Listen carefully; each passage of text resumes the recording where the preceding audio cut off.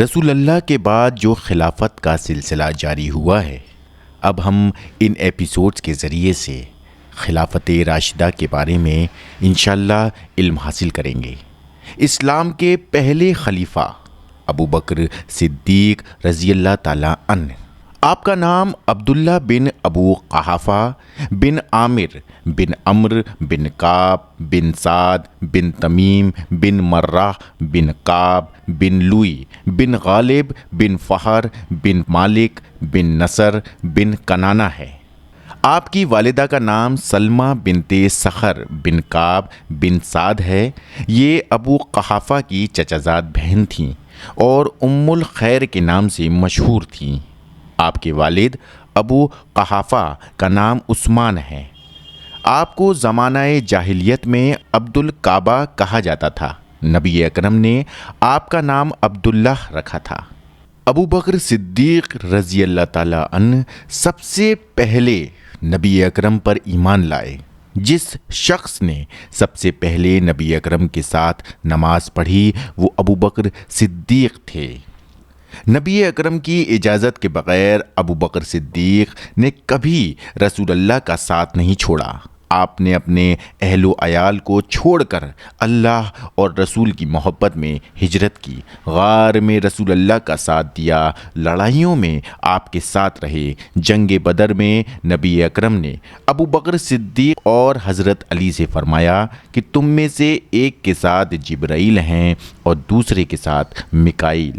ثقیفہ بنو ساعدہ اور بیعت خلافت۔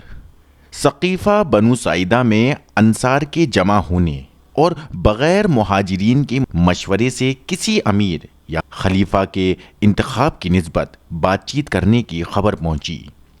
نبی اکرم کی وفات کے بعد اسلام پر یہ سب سے زیادہ نازک وقت تھا۔ اگر اس خبر کو سن کر ابو بکر صدیق خاموش رہتے اور اس طرف دھیان نہ دیتے تو سخت اندیشہ تھا کہ مہاجرین اور انصار کی محبت اور بھائی چارہ ذرا سی دیر میں برباد ہو کر اسلامی جمعیت پارا پارا ہو جاتی۔ مگر چونکہ اللہ تعالیٰ اپنے دین کی خود حفاظت کرنے والا ہے، اس نے صدیق اکبر کو ہمت عطا فرمائی کہ ہر ایک خطرے اور ہر ایک اندیشہ ان کی بصیرت و قوت کے آگے کامیابی میں بدل گیا۔ مدینہ منورہ میں مہاجرین کی تعداد انصار کے مقابلے میں کم تھی، لیکن انصار بھی دو حصوں میں تقسیم تھے، یعنی اوس اور خزرج۔ اسلام سے پہلے پرانے زمانے سے ایک دوسرے کے دشمن چلے آتے تھے۔ اس طرح مدینہ منورہ کے موجودہ مسلمانوں کو تین بڑے بڑے حصوں میں تقسیم سمجھا جا سکتا ہے: اوس، خزرج، قریش یا مہاجرین مکہ۔ قبیلہ خزرج کے رئیس سعد بن عبادہ تھے۔ ان کے مکان سے متعلق ایک چوڑا چبوترا تھا، اس کے اوپر سائبان پڑا ہوا تھا، اسی کو ثقیفہ بنی ساعدہ کہتے تھے۔ نبی اکرم کی وفات کا حال سن کر مسجد نبوی میں لوگ جمع ہو گئے تھے۔ ان میں تقریباً سب ہی مہاجرین تھے، کیونکہ مہاجرین کے مکانات اس محلے میں زیادہ تھے۔ یہاں انصار بہت کم تھے۔ دوسری طرف بازار سے قریب بنی ساعدہ میں دوسرے بہت سے مسلمانوں کے گھر تھے۔ اس مجمع میں تقریباً سب انصار ہی تھے، کوئی ایک دو مہاجر بھی اتفاق سے وہاں موجود تھے۔ اسلام کی ابتدا اور اس کی ترقی، مخالفین کی کوششیں، جنگ و پیکار کے ہنگامے، شرک کا مغلوب اور ختم ہونا اور اسلامی قانون کے سامنے سب کی گردنیں جھکا دینا، سب کچھ ان لوگوں کے پیش نظر تھا۔ وہ جانتے تھے کہ یہ نظام اب وفات نبوی کے بعد دنیا میں اسی وقت انصاف اور محبت کے ساتھ قائم رہ سکتا ہے کہ آپ کا جانشین منتخب کر لیا جائے۔ مسجد نبوی میں عمر فاروق کے شدید جذبے نے لوگوں کو کچھ سوچنے اور مسئلہ خلافت پر غور کرنے کا موقع ہی نہیں دیا۔ ابو بکر صدیق وفات نبوی کی خبر سن کر اگر جلد یہاں نہ پہنچ جاتے تو اللہ جانے مسجد نبوی میں عمر کی یہ حیرت اور بے چینی کی حالت کب تک قائم رہتی۔ لیکن دوسرے ہجوم کی جو سعد بن عبادہ کے چبوترے میں تھا یہ حالت نہ تھی۔ وہاں خلیفہ کے انتخاب کے متعلق بات چیت ہوئی۔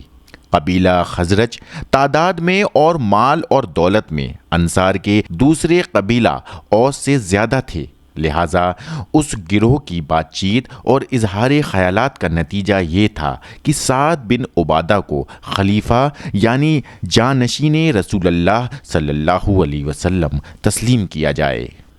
مہاجرین کی تعداد اگرچہ مدینہ میں انصار سے کم تھی، لیکن ان کی اہمیت اور ان کی بزرگی اور عظمت کا انصار کے دلوں پر ایسا اثر تھا کہ جب سعد نے خلافت کو انصار ہی کا حق ثابت کرنا چاہا تو انصار کے ایک شخص نے اعتراض کیا کہ مہاجرین انصار کی خلافت کو کیسے تسلیم کریں گے؟ اس پر ایک دوسرے انصاری نے کہا کہ اگر انہوں نے تسلیم نہ کیا تو ہم ان سے کہہ دیں گے کہ تم اپنا ایک خلیفہ مہاجرین میں سے بنا لو اور ایک خلیفہ ہم نے انصار میں سے بنا لیا ہے۔ سعد نے کہا کہ نہیں، یہ ایک کمزوری کی بات ہے۔ ایک اور انصاری نے کہا کہ اگر مہاجرین نے ہمارے خلیفہ کو تسلیم نہیں کیا تو ہم ان کو بذریعہ تلوار سے مدینہ سے نکال دیں گے۔ اس ہجوم میں جو کچھ مہاجرین تھے انہوں نے انصار کی مخالفت میں آواز بلند کی۔ اس گروہ میں بحث اور تکرار شروع ہو گئی۔ ممکن تھا کہ یہ ناگوار صورت ترقی کر کے جنگ کی نوبت پہنچ جاتی۔ یہ خطرناک رنگ دیکھ کر مغیرہ بن شعبہ وہاں سے چلے اور مسجد نبوی میں آ کر ثقیفہ بنی ساعدہ کے حالات سنائے۔ یہاں مسجد نبوی میں ابو بکر صدیق اپنے تقریر ختم کر کے تجہیز اور تکفین کے سامان کی تیاری میں مصروف ہو چکے تھے۔ اس وحشت انگیز خبر کو سن کر ابو بکر صدیق اپنے ساتھ عمر فاروق اور ابو عبیدہ کو لے کر ثقیفہ بنی ساعدہ کی طرف روانہ ہوئے اور حضرت علی اور دوسرے صحابہ کرام کو تجہیز اور تکفین کے کام میں مصروف چھوڑ گئے۔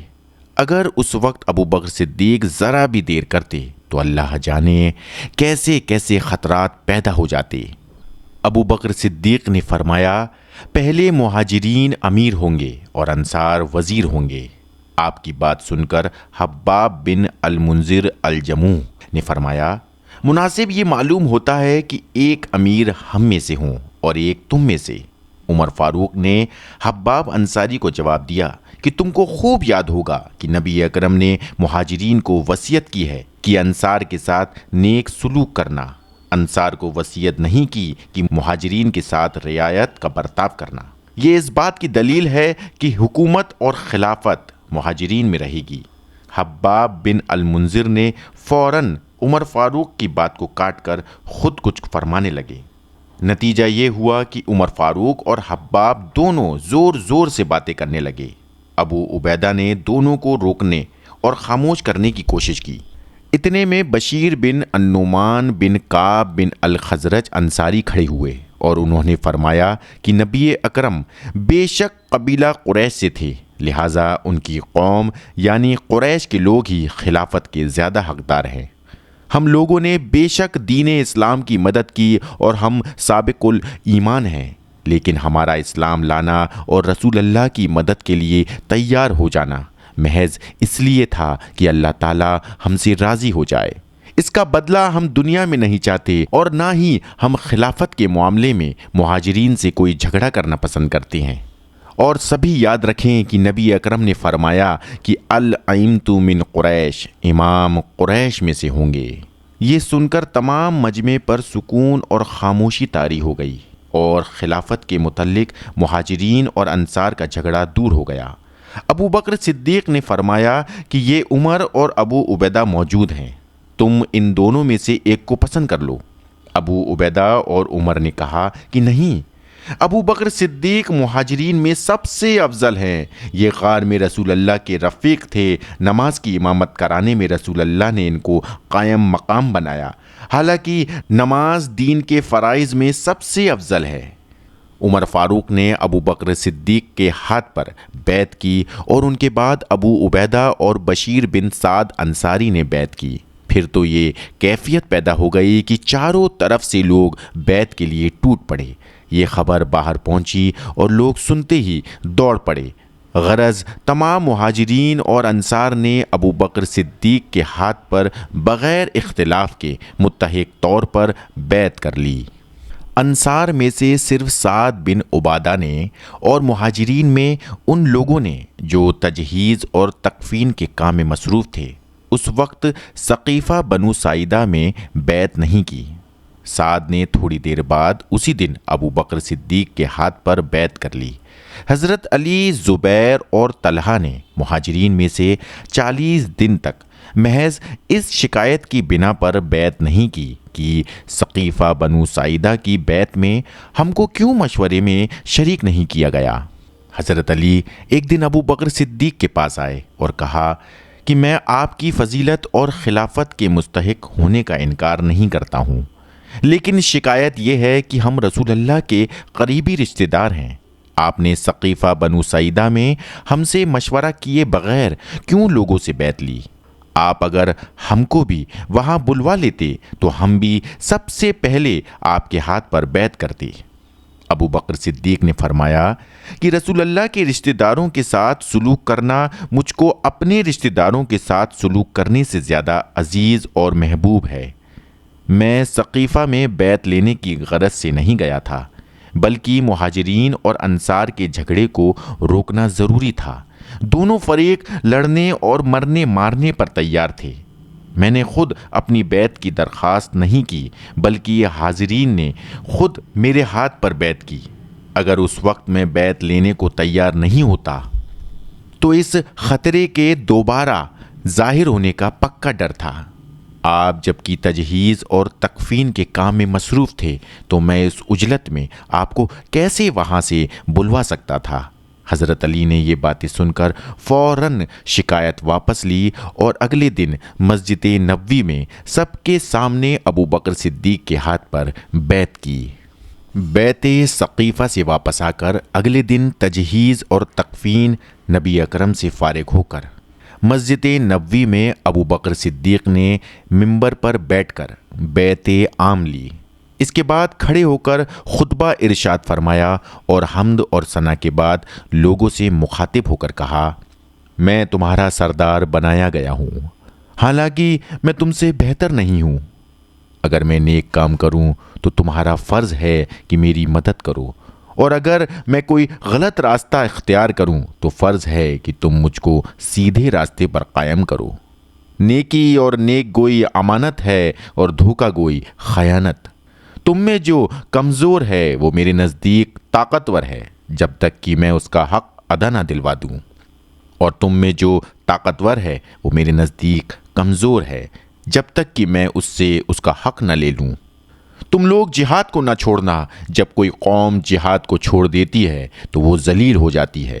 جب تک کہ میں اللہ اور رسول اللہ کی اطاعت کروں تو تم میری اطاعت کرو، جب میں اللہ اور اس کے رسول کی نافرمانی کروں تو تم میرا ساتھ چھوڑ دو، کیونکہ پھر تم پر میری اطاعت فرض نہیں۔ اس دن 33,000 صحابہ کرام نے ایک دن میں خوشی خوشی ابو بکر صدیق کے ہاتھ پر بیعت کی، اور پھر تمام ملک عرب اور سارے مسلمانوں نے آپ کو خلیفہ رسول صلی اللہ علیہ وسلم تسلیم کیا۔